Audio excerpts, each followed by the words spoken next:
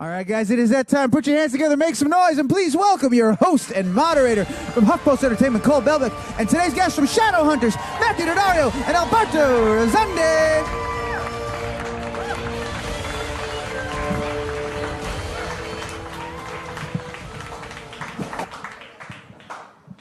Hi, guys.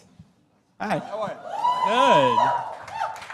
Good. Well, thanks so much for stopping by AOL Build. I have to say, it's really exciting to see you in person because your faces are plastered literally all over the city, on billboards and buses. On the subways, we've seen it. That's Have very you? cool. Yeah, Yeah. I've been getting a lot of Snapchats from friends, just being like, "Hey, I saw you on the way to work today." Yeah. I was taking the train home last night, and I gazed upwards, and I was like, oh, Shadowhunters. They're everywhere. Yeah, we like it. We like the fact that we're on the buses and on the Oh trains. yeah, definitely. I think it's cool. Have you gotten used to it yet, or is it still a little surreal? Well, I've only seen one, and that's because I went looking for it. The one on 34th Street. Oh, yeah? Other than that, I haven't seen any yet, so I can't say I'm used to it. Ride the 6 train. It's there. Okay. So I want to start this conversation by talking about the fandom. So often these sort of supernatural shows and movies are fueled by very dedicated fans, and Shadowhunters is no different. So I wonder, what do you think resonates so deeply about Shadowhunters with all these fans? I think it's one of the things that makes our show interesting. We have a bunch of supernatural elements. We have vampires and werewolves and all this crazy stuff that goes on, but really what makes our show kind of resonate with everyone is the human elements that make it real. Like our relationships with each other, our relationships with ourselves as characters, how we grow, how we develop. Those are very real things that I think everyone's kind of going through. And we just have this supernatural flair that makes it Shadowhunters. And we absolutely have to thank Cassie Clare. Oh, yeah. Because, I mean, you know, the years of these books coming out and people, I guess, hoping for movies, and then the movie, and then the TV show. And so the basis was there, and people were very excited. So we've sort of piggybacked off that. Yeah, what was your entrance into the whole universe? Was it the books? Was it the movie? Or was this your first sort of introduction to Shadowhunters? For me, it was the audition initially for the movie, so I knew about it back then. I didn't book the film, but then I got the audition for the show, and then I started reading the books immediately when they flew me out to LA to test for it, and then we all dove in. For me, it was the audition for the show and then the books, kind of to understand what was going on, who each person was to every other person, because that's really big for us, the relationships. Alberto's big on research. Yeah. There's a lot of good research. Yeah, for me, you can never know too much. Wait, so Matthew, you auditioned for the movie before the series. Was it for Alec as well? No, I think I auditioned for Jace years ago, back when they were casting it, but I don't think they called me back. Well, it all worked out, I think, right? It worked out for the best. And something I love about the series is how detailed and expansive this world is. I felt like I almost needed a vocabulary list while watching. There's runes and there's de-runing and there's steles. You know, that's actually it's a funny issue because there's this constant concern, like, will anyone have any idea what this is unless they've read the books? So for new people who haven't read the books or don't know anything about it, I feel like they're watching the show. I got a call from my mom the other day, and she's like, I don't really know what's happening. I don't know what this is, and I'm concerned about the vampires. Are they good? Are they bad? Because some are bad, and so she doesn't really know. And so we have to explain that. So a lot of what we do on the show is like trying to explain things to people, but then you don't want to do that too much. So people figure it out. So we were trying to always balance the line of how much do we tell them and how much do we let them kind of figure it out and watch through context. I mean, I think you guys strike a good balance. Is there any sort of part of the universe or any word that you like the most about this whole Shadowhunters phenomenon? Like what thing? Yeah, like the Estella, the runes, the Parabatai. Parabatai. I can never pronounce that word. No, there are a lot of discussions about how to pronounce a lot of things. Yeah. And I actually learned something interesting about, I was in Pompeii recently. I don't know if I should say this. You could look home and search what stele means in context of tombs near Pompeii. Okay. Go home and look it up. Anyone with phones, please. And so season 2 premiered just a few weeks ago, I think beginning of January, right? And I'm so happy to see the show build on its success. We were saying, I think the characters are stronger, the direction of the plot feels more concerted, and I was just wondering, what sort of feeling was there going into season 2? It seems like you all are kind of energized. I know we're all very excited to come back and to be able to continue telling this story that we all started to really enjoy and fall in love with. And then season 2 really has a focus more on character development and how each character grows and changes. So I think as actors, we all love that. I loved it for Simon. It's like, oh, cool. So you really get to go into what he does and what he's doing, what he's thinking, where he's going, what he wants. It feels almost more driven in that sense for me. No, we were coming in. We were tremendously excited, and I mean, it was a very intense 4.5 months. Yeah. And now we go back to do 4.5 more months, and we're equally almost like excited. a whole other season. Yeah. I know. Is everyone excited? We have 20 episodes this season. 20 episodes. I'm excited. And something that strikes me about both of your characters is maybe out of the whole entire cast, you two have had the most sort of distinct character arc. Simon starts out as this kind of lovable, nerdy sidekick to Clary, and now we see him transform into this vampire. And, you know, Alex started out as more of a repressed individual, and we've seen him open up. What has that been like to, pun intended, sink your teeth in to the sort of like meteor roles this season and the season before as well? I was very appreciative the first season of my arc because I got to follow a full path for this individual, which was really, that's nice. I mean, I don't know, you know, like Jace's story didn't get completed. So at the end of the first season, Jace was heading into the meat of his story at the beginning of this season. And so mine sort of was wrapped up nicely kind of with a question of what's next. And this season we get to explore that. And so the first half of the second season, we're going to see another one of these story arcs, which completes kind of nicely. Yeah. And then I get to do another one, I hope, for the next half. I don't know what's happening, though. Yeah, we don't know what happens in the next 10 episodes. We're still very excited to go back and see. For Simon, I feel like the first season was a very clear arc because we had the books to kind of lay the foundation for him. We knew where he was going, and they kind of had given me hints as to what they wanted to end with. This season, while he still grows tremendously, it's a little more, it's not as clear. At least it wasn't as, there's no foundation for what's happening other than the main plot points in the books that we know have to happen. Other than that, a lot of his journey and growth are kind of coming with each script, which is, for me, really cool. I think it's amazing how your character stays happy at all, considering how miserable everything is that happens to him. Well, he has to. And He's betrayed all the time. Yep. Everyone's horrible to you. And you just keep on trucking along. Well, that's life, right? Yeah, for Simon. For Simon, you got, I mean, I don't know. I saw this meme about Hey Arnold the other day, and I was like, that's very Simon. It was like, Gerald's like, hey, why do you always look up? Like, why are you always looking on the bright side of things? And Hey Arnold was like, well, somebody has to. And I feel like that's very much Simon's opinion. He could kind of fall into it and fall into this pit. I mean, he's a vampire now. He has to like survive off of blood with no sun. But he could see it as he's a vampire now. He gets to drink blood and has like superpowers, and kind of. So he's trying his best to get through things, and I think that's what kind of gives him that fan. The fans really like that. They like to see someone that continues to like fight at adversity. Yeah, and you know, speaking of Simon, I think he's such a welcome sort of comedic relief to the show. Yeah. Keeps everything with a little bit of a laugh and a smirk, and that's so welcome. And what I love what they've done with your character is that they've sort of made him the worst vampire ever, right? Yes.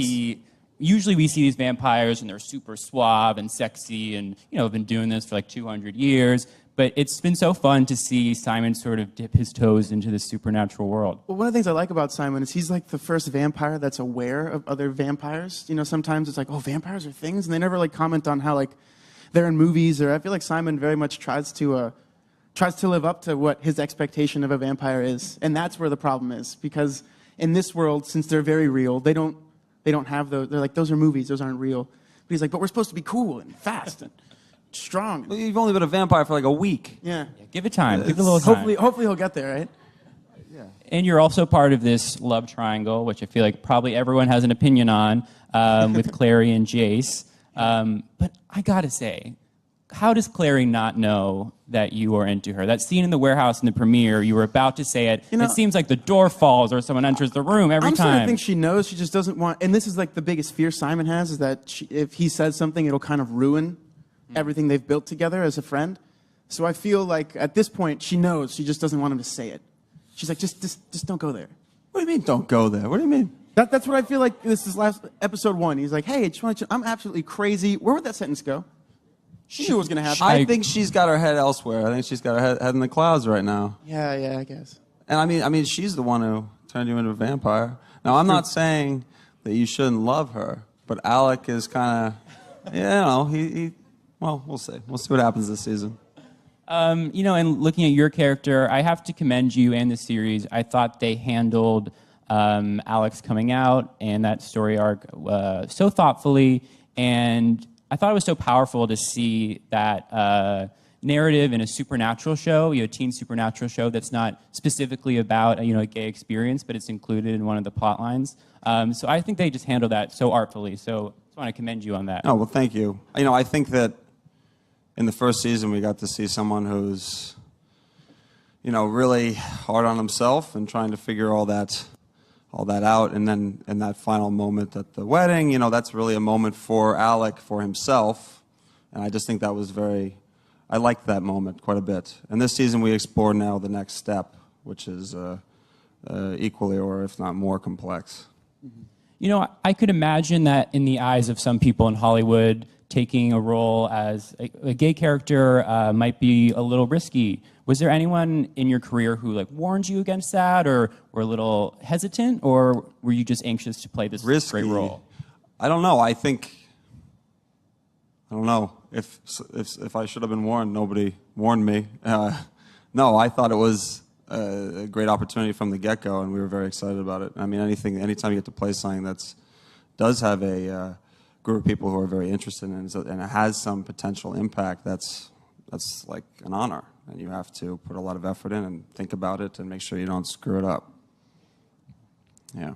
No, I think you're doing a great job. And it makes me think, I don't know if anyone watches How to Get Away with Murder, but Jack Falahi on that show plays a gay character, and he recently released this statement about the responsibility he feels to engage with the LGBT community and sort of authentically represent that experience. What is your approach to this whole thing?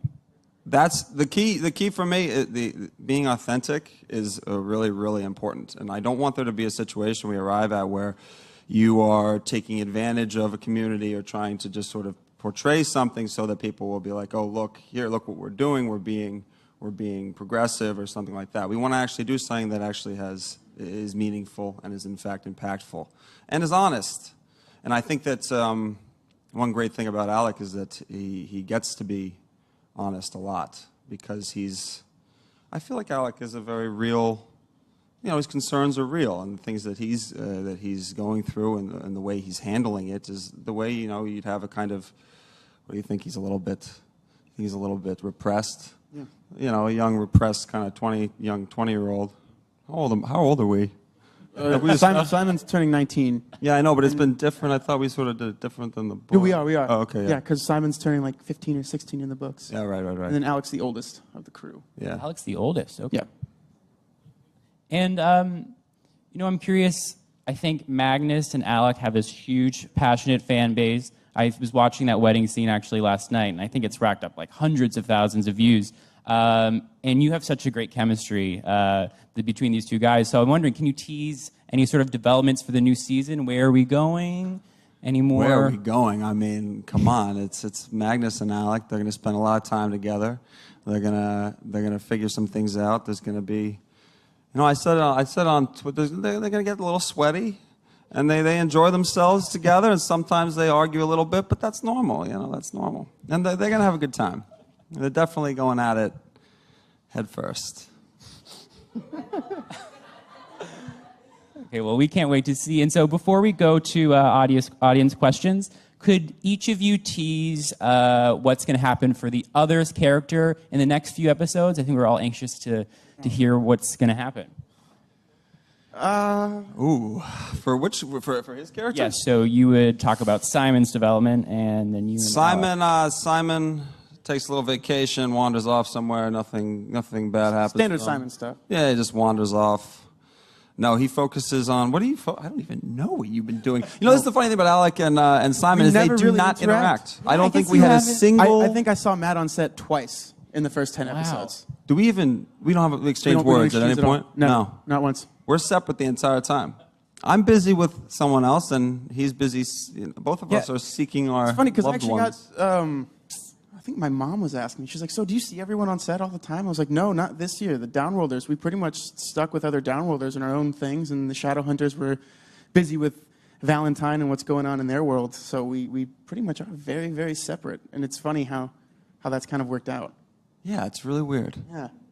Well, hopefully some more scenes together in the future. I think we'd all like to see that. Oh yeah, I'd love Alec to ridicule poor Simon. Simon can deal with that, I guess. He's like, Hey, "All right, Vampire I'll Simon take can it." deal with it. Getting there. Okay, let's hear from the audience. Hey, hi. So my question's for the both of you. I was just wondering if in the future, if either of you would want to produce, direct, or write a future episode of Shadowhunters. I mean, of course, I think that's Absolutely. something. But, That's something, but that requires a certain skill set that we have to learn. It's not something that you can. Writing is very, very difficult. Directing is very difficult. It requires a lot of skill, and so we can sort of learn that on the set, luckily. But this will take some time. yeah, I wouldn't want to approach that until I was very confident that I had that skill set, that I wasn't going to waste anyone's time, and that we could really move forward, and I really had a vision for what I wanted.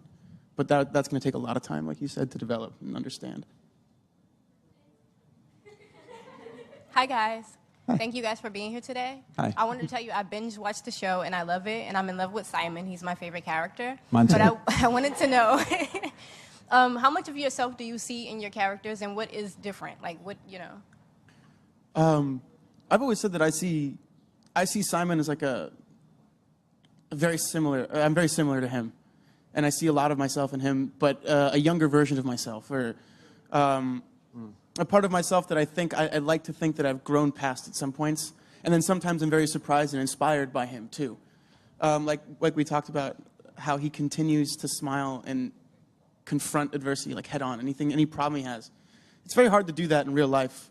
It's very hard to continue to be like, oh, today hasn't been completely awful. I can still have a good dinner and it'll turn everything around.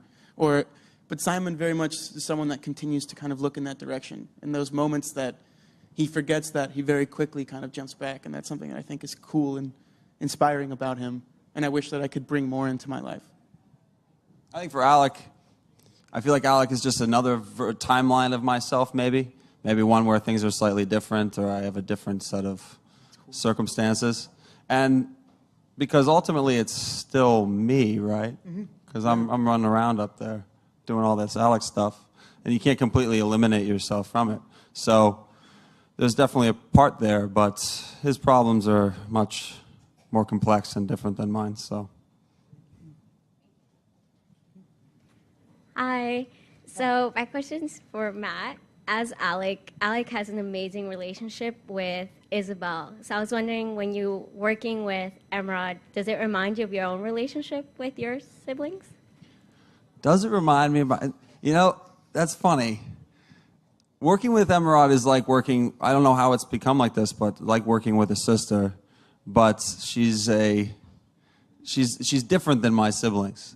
So she's very amusing, and we have a very good time. And when we are playing Izzy and Alec, there definitely feels very fraternal. And it's really, she's been great to work with. Yeah, she's really, really the best. It's fun. This season we have I can tease a little something, I guess, where there's something happens that creates a little bit of a rift, a conflict, and then I do something good. Yeah. Ooh. Good way to go. Yeah. And well, that's going to be in around episode 8, 9, 10, so look forward to that. Well, we will. And so before we let you guys go, can you remind everyone where they can catch Shadowhunters? On Freeform, on Mondays at 8 p.m.